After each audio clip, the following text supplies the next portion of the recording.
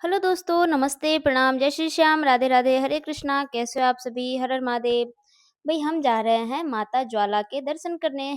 कहते हैं ना कि जब बुलावा आता है, तो आपको कोई भी आंधी, पानी, बारिश कुछ नहीं रोक सकती है। बस आपको अपने रास्ते पे ही निरंतर ध्यान देना होता है। बस हमारे साथ भी आज वही हुआ था। हम इस कब से पिछले 2 महीने से हम प्लान बना रहे थे, आज कल इस संडे इस छुट्टी में, उस छुट्टी में ऐसे ही हमारा प्लान सिर्फ़ बने जा रहा था, पर हम जा नहीं पा रहे थे और आज सुबह-सुबह इतनी तेज़ बारिश हो रही थी, फिर भी हम रात में हमारा प्लान बना और सुबह हम निकल जाते हैं।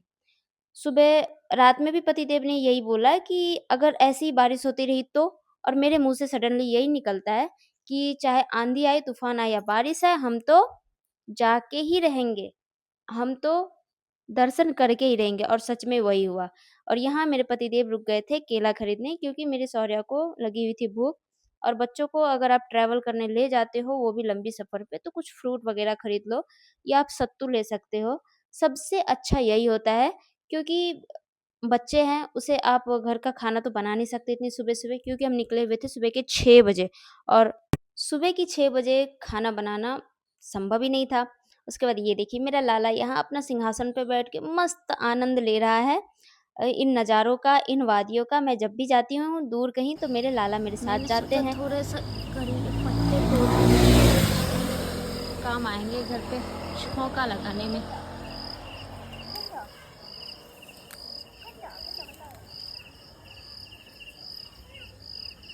हाय, ज़्यादा उधर नहीं जाना चाहती हूँ, पता चला।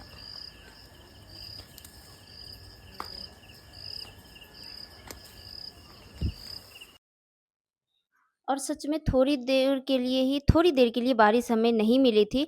उसके बाद यहाँ भी बहुत ज़ोरदार बारिश हो रहा है। आप देख सकते हैं मिरर पे कितनी मोटी-मोटी बूँदें हैं। और ये 3 गाड़ी आगे भी 2 गाड़ी आप देख रहे होंगे, मुझे नहीं पता ये कौन है। पर ये तीनों गाड़ी और पीछे भी हमारी गाड़ी और थी। हम सब साथ में पहले हमने सोचा कहीं रुक जाते हैं, फिर सोचा नहीं, फिर वहाँ जाने में लेट हो जाएगी। ये देखिए कैसे पेड़ गिरे हुए थे रास्ते में, इतनी तेज़ आंधी-तूफ़ान के साथ बारिश आई हुई थी। और ये मेरी तम्मा दीदी और मैं हम पहुँच चुके हैं मंदिर और यहाँ से हमें जाना है पैदल। जय माता दी।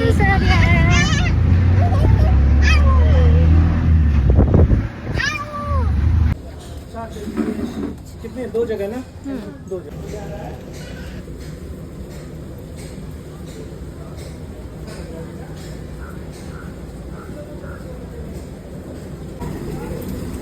लास्ट टाइम हम इन्हीं सीढ़ियों से वापस चले गए थे। देख सकते हैं आप कितनी तेज़ यहाँ भी बारिश हुई है, लेकिन माता रानी की कृपा से यहाँ पहुँचने के बाद बारिश रुक गई थी।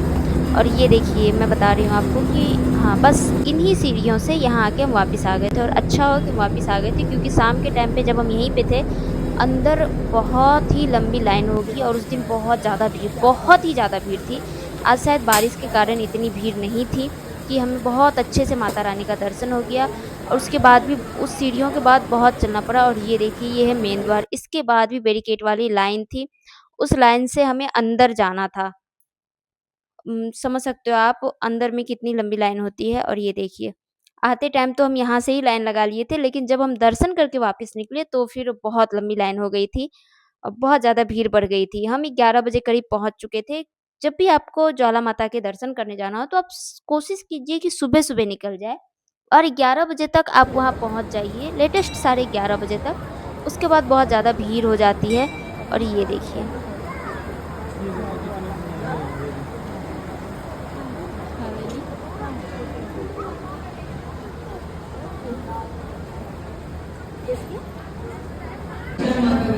मजे में ये सब कितना डर होगा।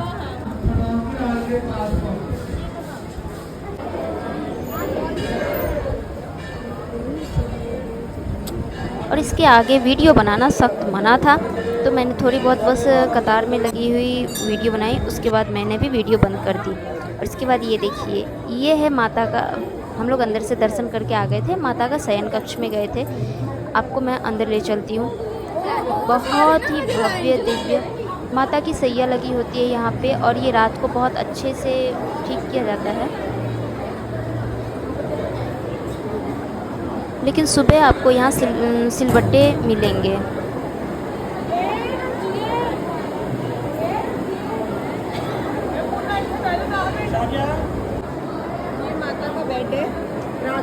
बढ़िया बनाते हैं।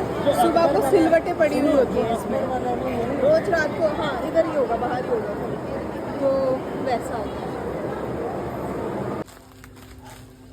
उसके बाद हम आ गए थे यहाँ पे अपना अपना प्रसाद पैक करवाने के लिए। और बहुत सारे लोग यहाँ से ना जोत जला के अपने घर तक ले जाते हैं जिनकी मन्नत होती है। हर किसी की अलग अलग मन्नत होती है, माता सबकी मन्नत पूरी करे। और उसके बाद आते टाइम तो हम ऑटो से आए थे, लेकिन जाते टाइम हम पैदल जाना ही बेहतर समझे, क्योंकि जाते टाइम ढलान थी और ज़्यादा भीड़ नहीं थी। ये देखिए कितनी तेज़ पानी का बहाव है, इससे बारिश का अंदाज़ा आप लगा सकते हैं कितनी ज़्यादा।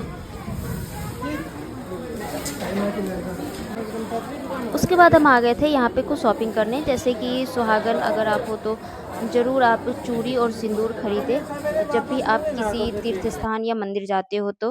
फिर मैं यहाँ पे वही आई थी चूड़ी और सिंदूर खरीदने।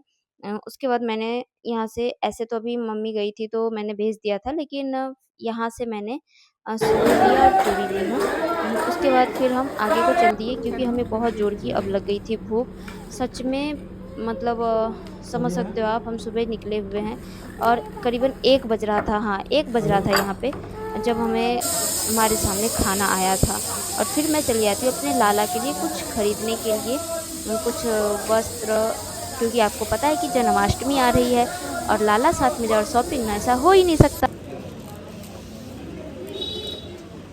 और सच में यहाँ बहुत अच्छे-अच्छे ड्रेस भी थे, लाला की मालाएँ थी, सब कुछ बहुत ही सुंदर था, मुझे तो बहुत अच्छा लगा और मैंने लिया। और तब तक पीछे ये दोनों पिता पुत्री गए, ये चश्मा खरीद के लाई है, ये हर दूसरे दिन आजकल चश्मा ला रही है और तोड़ दे रही है, इसकी तो बात ही कुछ अलग है भैया।